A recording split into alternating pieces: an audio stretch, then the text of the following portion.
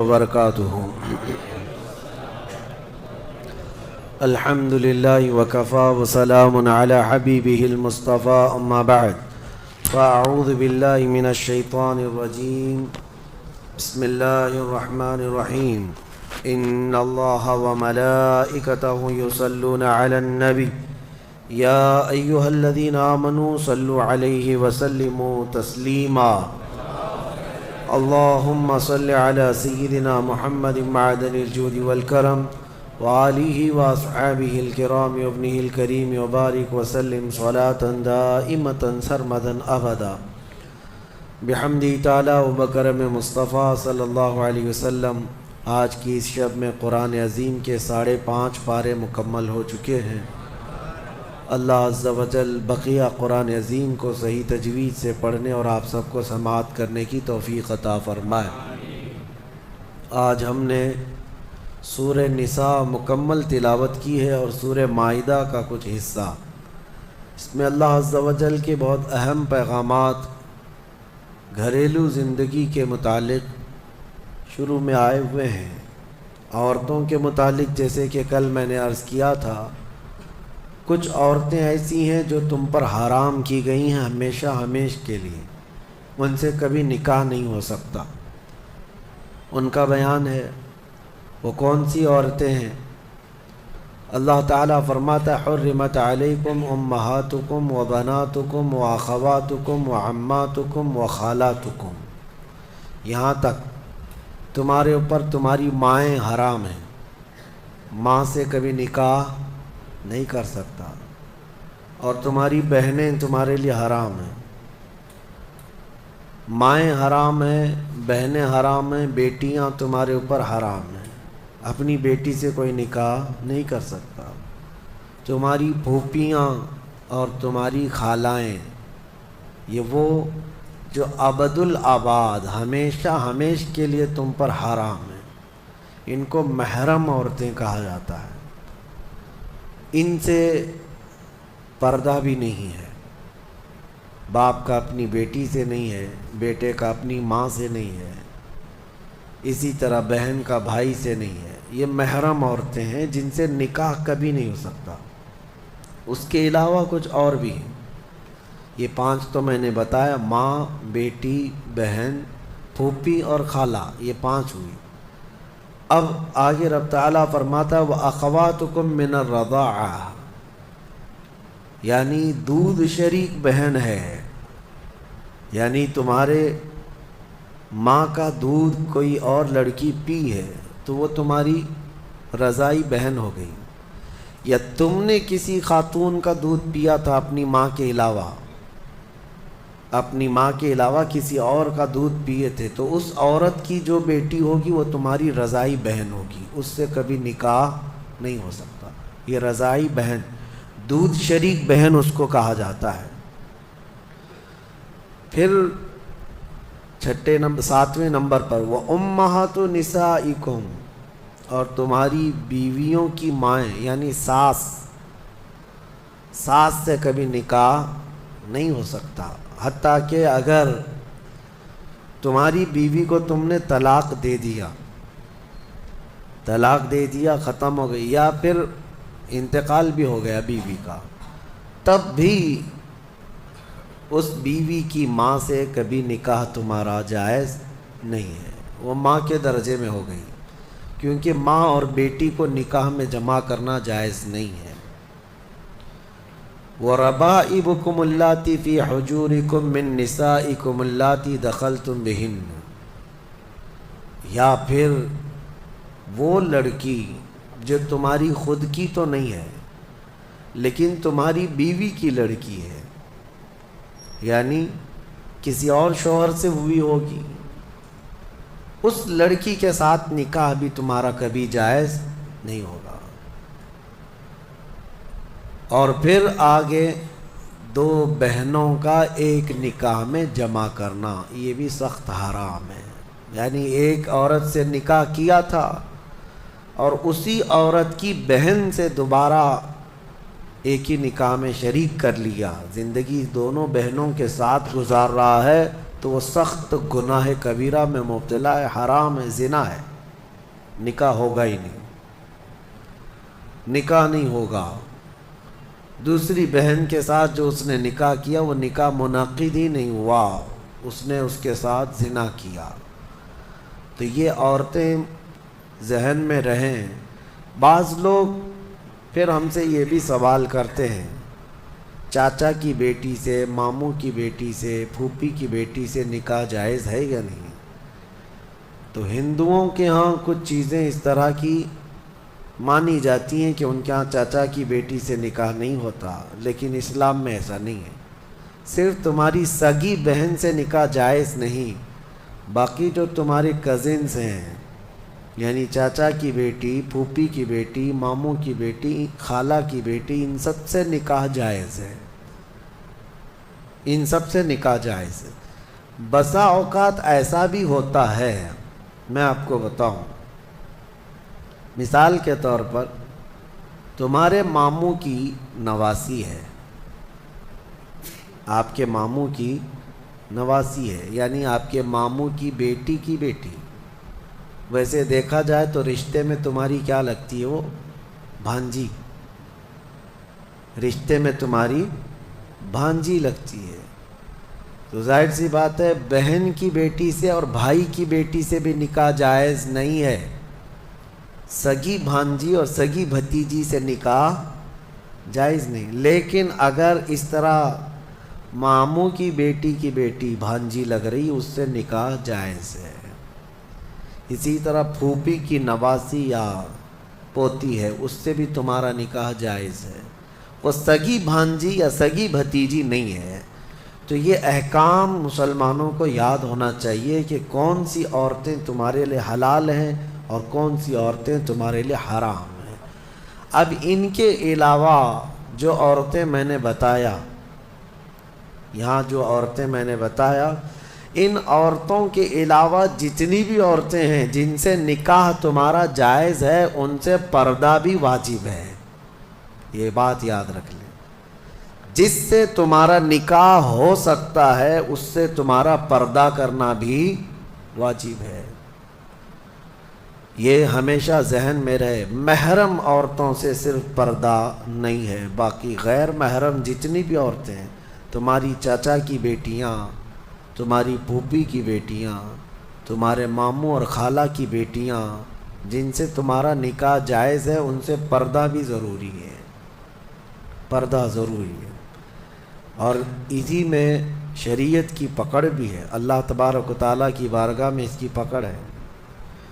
اب آگے آئیں، اللہ تبارک و تعالیٰ نے گھریلو احکام کے متعلق فرمایا الرجال قوامون علی النساء، مردوں کو ہم نے عورتوں پر حاکم بنایا ہے۔ حاکم کا مطلب یہ نہیں ہے کہ بیلچہ لے کر کے اس کو ہانکتا رہے، یا پھر حاکم کا مطلب یہ بھی نہیں ہے کہ رسی اور ڈنڈا لے کر کے اس کے پیچھے پڑا رہے۔ حاکم کا مطلب یہ ہے کہ مرد کو معاش کی تمام ذمہ داریاں دی گئی ہیں، گھر چلانا، گھر کا خرچہ لانا، یہ مرد کی ذمہ داری ہے، اور گھر گرہستی جو اندر کے معاملات سنبھالنا یہ عورت کے کام ہے۔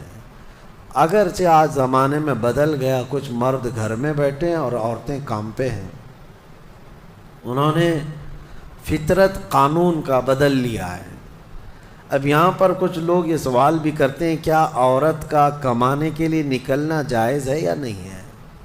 اس سلسلے میں آپ کو بتا دوں، عورت اگر شریعت کی پابندیاں کرتی ہے اور حدود شرع میں رہ کر کے کوئی جاب اس کو لگتی ہے یا کوئی کام کرتی ہے تو بالکل اس کے لیے جائز ہے، کوئی حرج نہیں۔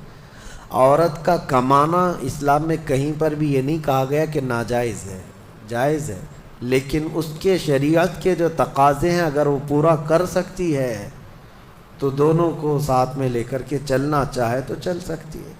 لیکن اللہ نے جو قرآن میں فرمایا مردوں کو عورتوں پر حاکم بنایا گیا، مردوں کو عورتوں پر حاکم بنایا گیا، اور اسی سے آپ کو یہ سمجھ میں آ جانا چاہیے کہ آپ کے لیے نان و نفقہ لانا، گھر بنانا، گھر کے اخراجات لانا یہ مردوں پر ہے، کچھ بیچارے بھیکاری لوگ ہیں جو عورتوں کے اوپر اس قدر ظالم بن کر کے بیٹھے ہوتے ہیں کہ وہ سارا خرچہ سسرال سے ہی چاہتے ہیں کہ عورت کا جو مائکہ ہے یا اس کا مرد کا جو سسرال ہے وہیں سے وہ سب کچھ لانا چاہتے ہیں. اور ہمارے ہاں شادیوں میں بھی یہی رواج بہت زیادہ ہے. بہت سارے لوگ شادی اس لیے بھی کرتے ہیں کہ بہت زیادہ جہیز لائے گی عورت، بائک لائے گی، کار لائے گی، اسی لالچ میں شادی کرتے ہیں. میرے عزیزوں، مرد اللہ نے تمہیں بنایا ہے، تم اپنے ہاتھوں سے کماؤ اور عورت کو کھلاؤ، ایک صدقے کا ثواب ہے. اور نہیں کر سکتے تو جہیز کیوں مانگتے ہو؟ مسجد کے باہر کھٹوری لے کے بیٹھ جاؤ، روز آنے جانے والے کچھ نہ کچھ ڈالیں گے، وہ اور زیادہ بن جائے گا. بات سیدھی سی ہے. کچھ لوگ آفیشیل طریقے سے مانگتے ہیں اور کچھ لوگ اندر میز کے اندر سے مانگتے ہیں. دونوں مانگنے والے ایک ہی ہیں، بھکاری ہیں. مردوں کو اللہ تبارک و تعالیٰ نے اس کا حکم نہیں فرمایا. عرب میں جا کر کے دیکھیں، شادی کرنے کے لیے جب ہم وہاں یہ کہتے ہیں کہ ہندوستان میں عورت جہیز لاتی ہے، عورت کا باپ کپڑے بھی دیتا ہے، پیسہ بھی دیتا ہے، تو وہ اچھل جاتے ہیں. کیا ایسا بھی ہوتا ہے؟ ہم کو لے چلو، ہمیں وہاں سے شادی کروا دو. اس کی وجہ یہ ہے کہ عرب میں آج بھی مہر بہت اونچا ہوتا ہے. صرف سعودی کا مہر 50,000 ریال عام عورتیں مانگتی ہیں. عام عورتیں 50,000 ریال کی بات کر رہا ہوں، تقریباً وہ 11-12 لاکھ روپے ہو جاتے ہیں. تو نارمل مہر جو ہے یہ رکھا جاتا ہے. پھر مرد کے اوپر یہ ضروری ہوتا ہے وہ اپنے باپ کے گھر میں نہ لے جائے شادی کر کے، خود کا گھر ہو تو شادی کر. یہ سارے وہاں پر ضروریات رکھے گئے.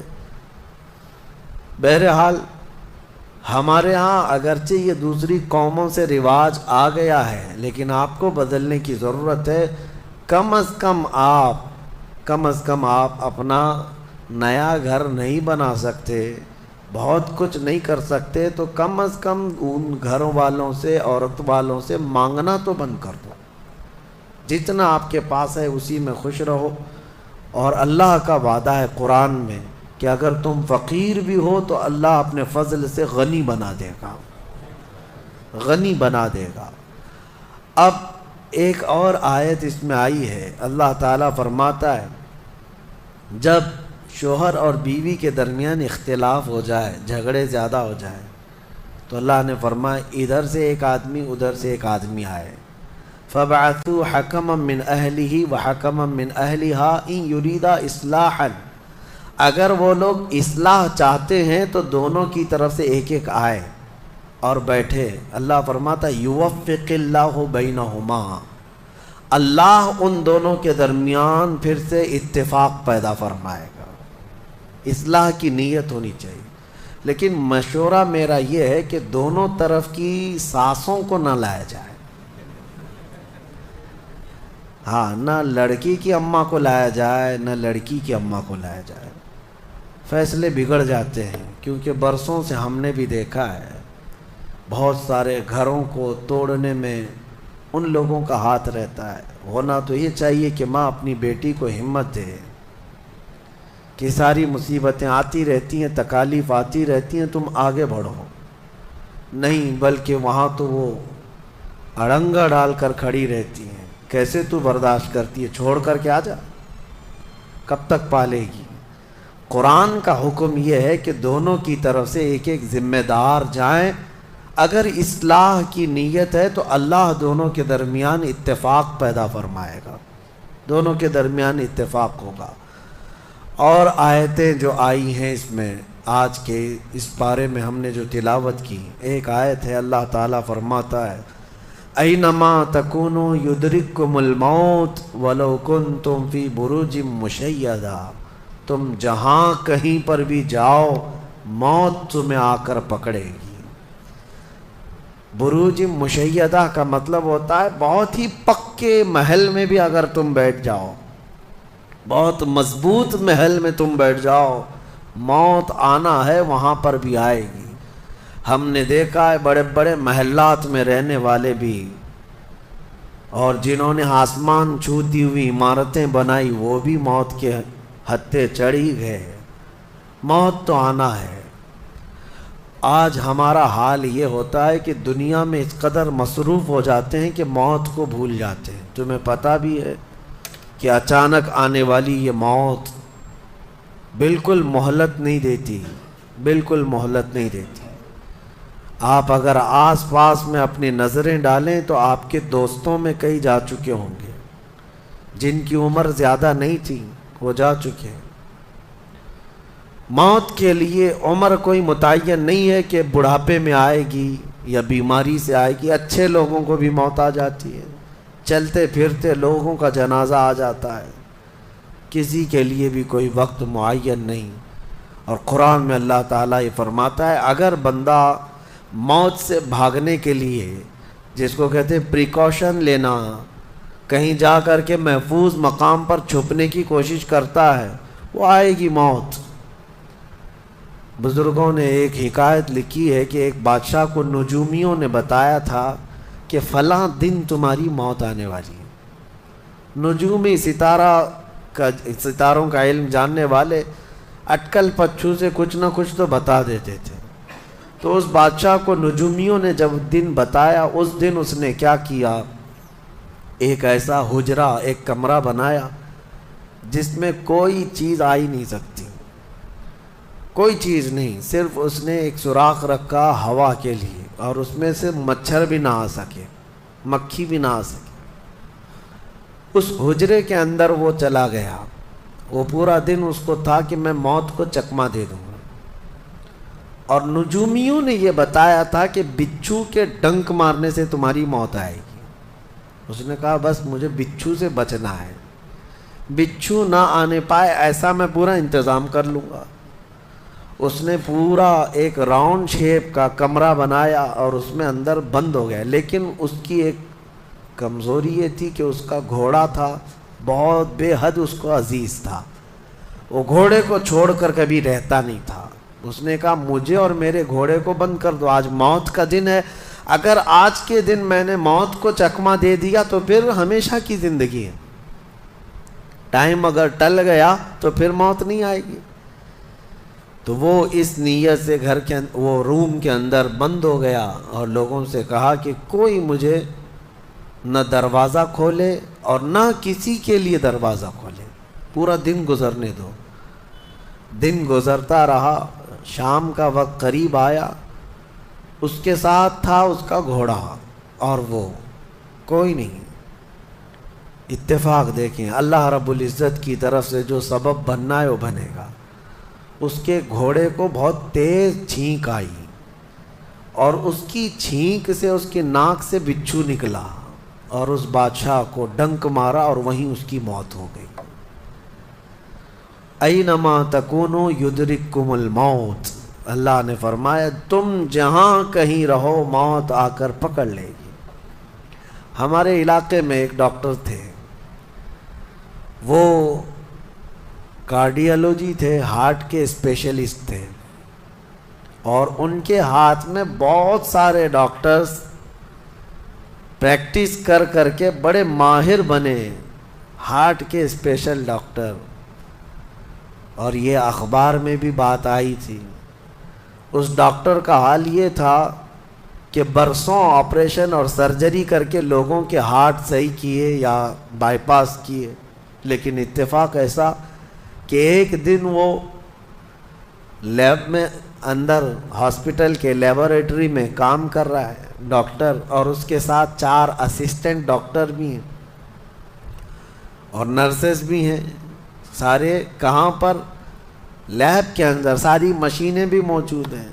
اس ڈاکٹر کو وہیں پر ہارٹ اٹیک آیا، جو ہارٹ کا خود اسپیشلسٹ ہے، اور دوسرے ڈاکٹرز وہاں پر موجود بھی ہیں۔ انہوں نے اٹھایا، اسٹریچر پر ڈالا، آئی سی یو میں ہی تھے، لیب کے اندر موجود تھے۔ لیکن وہ چند منٹوں کے اندر ڈاکٹر کی موت ہو گئی، نہ کوئی ڈاکٹر بچا سکا، نہ اس کو دوا دی جا سکی۔ سب سے ماہر ہارٹ کا ڈاکٹر ہاسپٹل کے اندر، جو سب سے محفوظ جگہ ہو سکتی ہے بیماروں کے لیے، میاں ہمارے گھر میں کسی کو اٹیک آئے تو دوڑ کر کہاں لے جائیں گے؟ ہاسپٹل۔ اور جو خود کس کے پاس لے جائیں گے؟ ڈاکٹر کے پاس۔ جو خود ڈاکٹر ہے اور خود ہاسپٹل میں بیٹھا ہوا ہے، اس کو ہی اگر آ جائے، اور قریب میں ڈاکٹرز بھی موجود ہیں لیکن بچا نہ سکے، یہ رب ذوالجلال کا فرمان، جب وعدہ مکمل ہو جائے تو پھر کوئی طاقت تمہیں موت سے روک نہیں سکتی۔ آپ کو پتہ ہے ایک بہت بڑا شخص ہے دنیا کا جو کئی حکومتیں بدل دیا کرتا تھا، جس کا نام غالباً لیکن ہے، سیمسنگ کمپنی کا، جس سے کوئی تعلق ہوگا آپ سرچ کریں تو پتہ چلے، کوریا کا رہنے والا، اور اس کی وجہ سے حکومتیں بدل دی جاتی تھیں۔ اس قدر مالدار آدمی، اس کی مرضی کے بغیر تو کوئی حکومت نہیں قائم ہوتی تھی۔ اتفاق ایسا ہی غالباً 2012 یا 11 کے آس پاس کی بات ہے، جہاں تک میرے علم میں چیز آئی۔ ایسی ایک بیماری میں مبتلا ہو گیا کہ کوما میں چلا گیا، اور اس کا بیٹا تھا ارب پتی، نہیں بلکہ اس سے بھی زیادہ، کئی ہزار کروڑ کا مالک۔ پوری دنیا بھر کے ڈاکٹرز کو بلایا گیا اس کو بستر سے اٹھانے کے لیے، لیکن کوئی ڈاکٹر نہیں اٹھا سکا۔ کروڑوں کی فیس لی ڈاکٹرز نے، ہر طرح کا علاج کیا، 4 سال تک وہ بستر پر لگا رہا، اس پر نہ جانے کتنی دولت خرچ ہوئی۔ اخیر میں ڈاکٹروں نے کہا، اربوں روپیے اس کے بستر سے اٹھانے کے لیے جنہوں نے خرچ کیا تھا، بیٹے نے خرچ کیا تھا، ڈاکٹروں نے اخیر میں ہاتھ اٹھا کر کہا، اب تیرے باپ کو کوئی نہیں کھڑا کر سکتا، اس کی موت آ چکی ہے، موت ہو گئی۔ میں یہ کہنا چاہتا ہوں، اللہ نے فرمایا تم مضبوط سے مضبوط محل کے اندر کیوں نہ ہو، موت آئے گی۔ مجھے بتاؤ، جس کے پاس دنیا کا اتنا مال پڑا ہوا ہو، وہ کیوں نہیں خرید سکا کوئی ایسی دوا جو اس کو بستر سے کھڑا کر سکے؟ یاد رکھیں میرے عزیزو، دنیا کی ساری چیزیں اسی کی طرح دھری کی دھری رہ جائیں گی۔ جس وقت ہمارا بلاوا آ جائے، تم قریب میں لوگوں کو دیکھتے رہ جاؤ گے اور آنکھیں تمہاری کھلی رہ جائیں گی۔ اسی لیے میرے آقا صلی اللہ علیہ وسلم خود فرماتے ہیں، میں ایک سجدے میں جاتا ہوں تو مجھے اس بات کا یقین نہیں ہوتا کہ دوسرے سجدے تک میں زندہ رہوں گا۔ یہ سید الانبیاء فرما رہے ہیں، رسول رحمت فرما رہے ہیں۔ اور جس طرح سے آج ہم اپنی موت کو بھول بیٹھے، گناہوں کی کثرت ہو جاتی ہے، نفس غالب آ جاتا ہے، عیاشیاں شروع ہو جاتی ہیں۔ موت کا خوف ایسا ہے کہ خود میرے آقا نے فرمایا، سب سے بہترین نصیحت کرنے والا تمہاری زندگی میں اگر کوئی ہے تو موت ہے۔ لوگوں کے جنازے دیکھو اور ان کی بے بسی دیکھو، ان کی مجبوری دیکھو، اور اس کے بعد تم بھی محسوس کرو کہ تمہارے ساتھ بھی یہی کیفیت ہوگی۔ وہ چھوٹی سی قبر، وہ چھوٹی سی ایک ایسی قبر جس میں نہ چٹائی، نہ تکیہ، نہ اوڑھنا، نہ بچھونا، اور ہاتھ چوڑے کرو تو قبر کی دیواریں لگنے لگ جائے، ہاتھ اٹھاؤ تو اوپر کی تختیاں لگنے لگ جائیں۔ ممبئی والوں کو تو اور بھی چھوٹی قبر ملتی ہے، یہاں تو اتنی چھوٹی ہے کہ ٹیمپرری کھودی جاتی ہے کہ 6 مہینے بعد پھر نکال دینا ہے۔ میرے عزیزوں، اس ایک چھوٹی سی قبر کے اندر تمہیں برسوں بتانا ہے، برسوں بتانا ہے، اس جسم کے ساتھ وہیں سونا ہے۔ کبھی میں سوچتا ہوں، ہماری آنکھیں اگر بند ہو جائیں اور ہمیں پتہ چلے کہ باہر فلاں فلاں چیزیں ہو رہی ہیں اور ہم کھولنا چاہے نہیں کھلتی تو بے چینی ہونے لگ جاتی ہے، گھبراہٹ سی ہونے لگتی ہے۔ قبر میں یہی حال ہوگا کہ تمہارے اطراف ہونے والے سارے معاملات تمہیں پتہ ہوں گے، حتیٰ کہ حضور فرماتے ہیں قبرستان میں چلنے والے کے پیروں کی آواز تک تم سنو گے۔ مردہ سنتا ہے، سلام تو دور کی بات ہے، پیروں کے چلنے کی آواز بھی سنتا ہے۔ اور جب سنتا ہے سارے معاملات لیکن آ نہیں سکتا باہر، کسی کو کچھ کہہ نہیں سکتا، بول نہیں سکتا، کیسی بے چینی ہوگی، وہ کیسی گھبراہٹ ہوگی۔ بڑے بڑے اولیاء کرام حتیٰ کہ سیدنا عثمان ابن عفان رضی اللہ تعالیٰ عنہ داماد رسول، امیر المومنین، خلیفہ رسول، جب رات کے وقت مصلی پر کھڑے ہوتے اور قبر کی کوئی آیت تلاوت کرتے تو اتنا روتے تھے کہ ان کا مصلی آنسوؤں سے بھیگ جاتا تھا۔ صبح ان کے مصلی کو نچوڑ کر سکھایا جاتا تھا۔ لوگ ان سے پوچھتے آپ قبر کے متعلق اتنا خوف زدہ کیوں ہو جاتے ہیں؟ مرنا تو سب کو ہے۔ حضرت عثمان غنی فرماتے یہ ہماری پہلی منزل ہے، اگر یہ نکل گئی تو ساری منزلیں آسان ہیں۔ اینما تکونوا یدرککم الموت، اللہ فرماتا ہے، اور کئی جگہ قرآن میں یہ آیتیں آئی ہیں میرے عزیزوں، جانا ہم سب کو ہے، بہت تھوڑے ہی دنوں کے بعد آخرت کے سفر کی طرف رواں دواں ہیں۔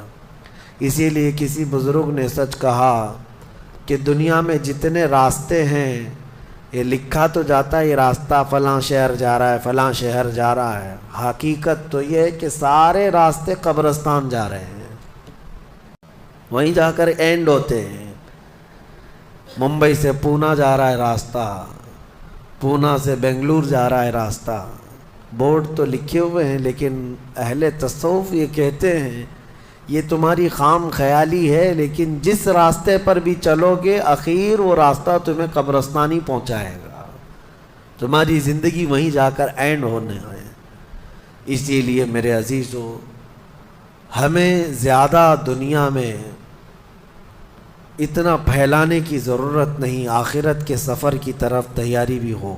میں یہ نہیں کہتا کہ کمانا نہیں چاہیے، کمائیں، گھر بنائیں، رزق کا حصول، معاش کا حصول سب کے لیے ضروری ہے، لیکن ساتھ میں یہ فکر غالب رہے ہمارے ذہن میں کہ مجھے سب چھوڑ کر جانا ضروری ہے۔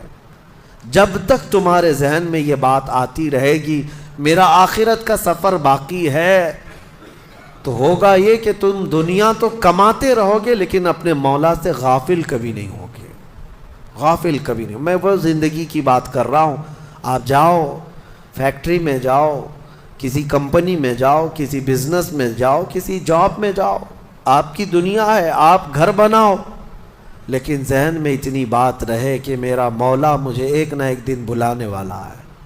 جب یہ فکر رہے گی تو آپ کی نمازیں بھی غائب نہیں ہوں گی، آپ کی آخرت کی یاد۔ اسی لیے میرے آقا نے فرمایا قبرستان جایا کرو۔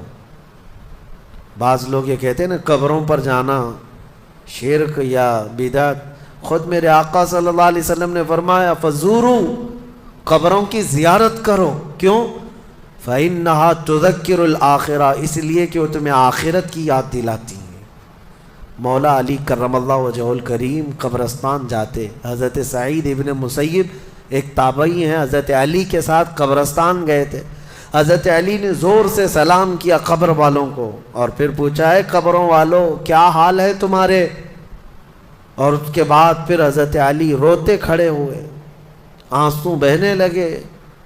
حضرت سعید ابن مسیب کہتے ہیں مولا علی سے کیا آپ قبروں والوں سے بات کر رہے ہیں، وہ آپ کی سن رہے ہیں یا آپ سے وہ کچھ جواب دے رہے ہیں؟ حضرت علی کرم اللہ وجہ الکریم نے فرمایا ہاں، اگر تم سنتے ان کی باتیں تو رو پڑتے۔ حضرت سعید پوچھتے ہیں کیا کہہ رہے ہیں قبروں والے؟ سنو میرے عزیزوں، حیدر کرار شیر خدا علی مرتضیٰ فرماتے ہیں قبروں والوں سے میں نے پوچھا کیا حال ہیں تمہارے، تو قبروں والوں نے کہا اے علی مت پوچھو ہمارے حال، جن بالوں کو ہم سجایا کرتے تھے ان بالوں پر تو اللہ نے بچھو چھوڑ دیے، ہمارے وہ چہرے جو غازے سے ملوث تھے، حسین تھے، ہمارے چہروں پر اب خون اور پیپ کے علاوہ کچھ نہیں رہ گیا، ہمارا وہ جسم جس کے سنوارنے کے لیے ہم دن بھر گھنٹوں لگاتے تھے آج وہ ہماری قبروں میں کیڑوں کی غذا بنا دی گئی ہے۔ حضرت علی فرماتے ہیں قبروں والوں نے جب ہم سے یہ کہا تو ہم نے رو پڑ، ہمیں رونا آ گیا، یقیناً میرے عزیزوں وہ منزل آپ کی بھی ہے میری بھی ہے، ہمیں بھی جانا ہے، آپ کو بھی جانا ہے۔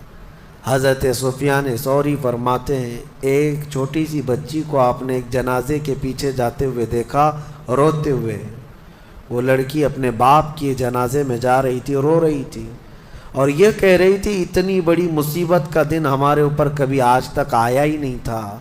حضرت سفیان ثوری نے کہا بیٹا تم پر نہیں، تمہارے باپ پر جو دن آیا وہ کبھی نہیں آیا تھا، موت کا دن۔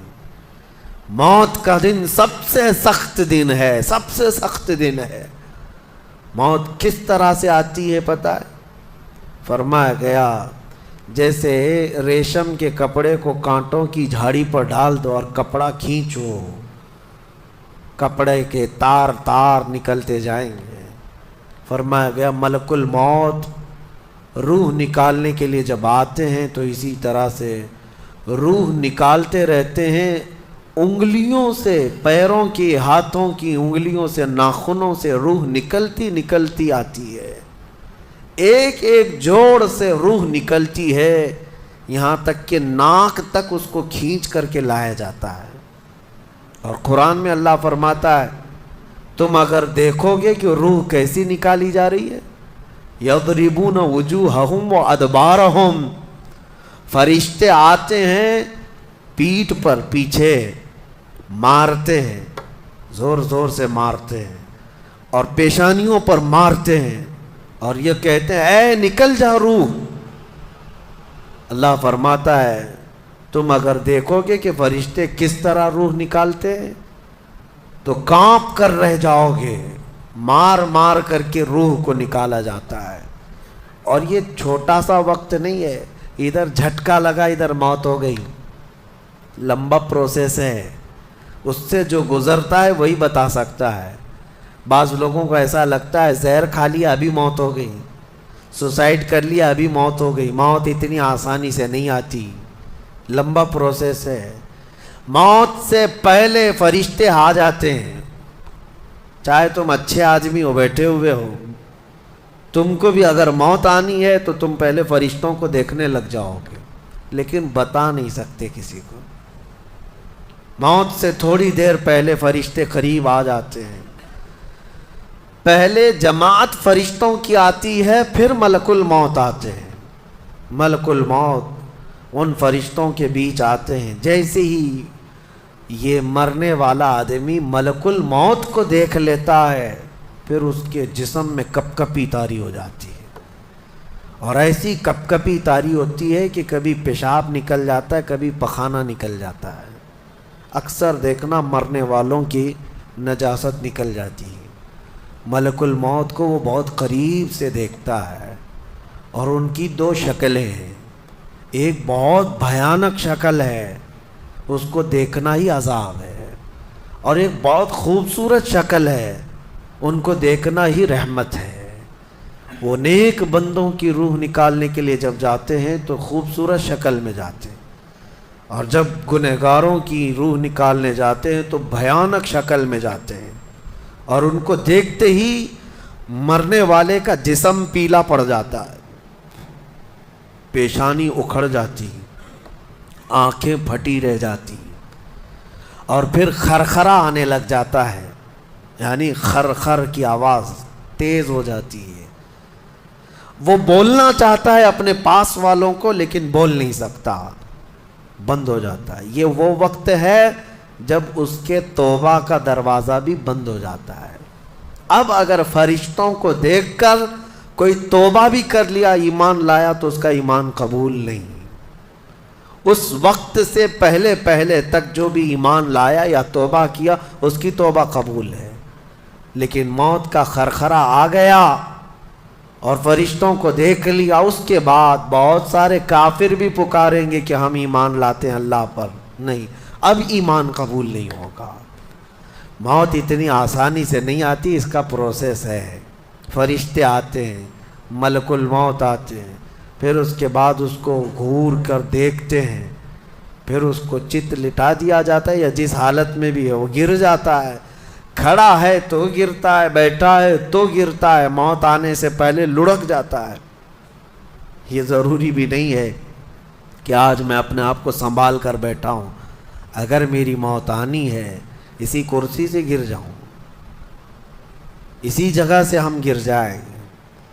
اور اس کے بعد ملک الموت روح کھینچنا شروع کرتے ہیں، پیروں کے ناخنوں سے لے کر ہاتھوں کے ناخنوں سے لے کر اس کے جسم کے ہر حصے سے لے کر ناک تک کھینچتے ہوئے لاتے ہیں۔ اور اس کے بعد جب پوری روح نکل جاتی ہے وہ لے کر کے چلتے رہتے ہیں اور مردہ ان کو جاتے ہوئے دیکھتا رہتا ہے، آنکھیں سب سے لاسٹ میں کھلی رہتی، کسی بھی مرنے والے کی آنکھیں بند نہیں رہتی، کھلی رہتی، وہ دیکھتا رہتا ہے۔ اسی لیے حدیث پاک میں ہے جب کسی کی روح نکل جائے تو سب سے پہلے تم اس کی آنکھیں بند کر دو، ہمیں بند کرنا ہوتا ہے، اور اس کے بعد منہ بھی کھلا رہ جاتا ہے، منہ اوپن رہ جاتا ہے، فرمایا گیا منہ کو دبا کر بند کر دو۔ یہ سب نشانیاں ہیں میرے عزیزوں موت کی سختیوں کی۔ آپ کو پتہ ہے جب رسول کریم صلی اللہ تعالیٰ علیہ وسلم کی وفات آئی، اللہ اکبر، نزع کا عالم اتنا سخت تھا کہ بار بار حضور اکرم صلی اللہ علیہ وسلم کو پورے پانی کے مٹکے انڈیل دیے جا رہے تھے، 3 مٹکے حضور پر انڈیل دیے گئے موت سے پہلے، اور حضور اس کے بعد تھوڑا آرام محسوس کرتے اور پھر شدت کا بخار۔ اور وہ آخری وقت تھا جب حضرت فاطمہ آپ کے پاس آئی تھی، حضور نے ان کے کان میں بتا دیا، وہ رونے لگ گئی۔ کیا کہا تھا حضرت فاطمہ کہتی ہیں، حضور نے فرمایا اے فاطمہ اب میں جا رہا ہوں، میرا آخری وقت ہے۔ پھر ایک دوسرے کان میں ان سے کہا میرے خاندان میں سے سب سے پہلے تم مجھ سے ملنے والی۔ آج یوم فاطمہ بھی ہے، سیدہ کائنات کا آج یوم وصال ہے، 4 رمضان المبارک۔ تو رسول کریم صلی اللہ تعالیٰ علیہ وسلم حضرت عائشہ صدیقہ کے سینے سے سر لگا کر لیٹے ہوئے تھے۔ حضرت عائشہ فرماتی ہیں سنو، مجھے پتہ ہی نہیں تھا، حضور حضرت عائشہ سے زیادہ محبت کرتے تھے، اسی لیے آخر وقت میں حضرت عائشہ کے ہی حجرے میں رہنے لگے، باقی دوسری بیویوں کیا نہیں جاتے۔ حضرت عائشہ کہتی ہیں میں حضور اکرم صلی اللہ تعالیٰ علیہ وسلم کو کبھی مسواک دے رہی، کبھی پانی کے چھڑکاؤ کر رہی۔ تھوڑی دیر کے بعد حضور اکرم صلی اللہ تعالیٰ علیہ وسلم لیٹے لیٹے اسی طرح رہ گئے۔ حضرت عائشہ کہتی ہے میرے سینے پر حضور کا سر تھا، وہ اتنا بھاری ہو گیا مجھے لگتا تھا کہ میری پسلیاں ٹوٹ جائیں گی۔ یہ حضرت عائشہ کہتی ہیں مجھے ایسا لگتا تھا کہ میری پسلیاں ٹوٹ جائیں گی۔ ہوا کیا تھا؟ حضرت عائشہ فرماتی ہیں دروازے پر جبرائیل امین آئے، روح نکلنے سے پہلے کی بات ہے۔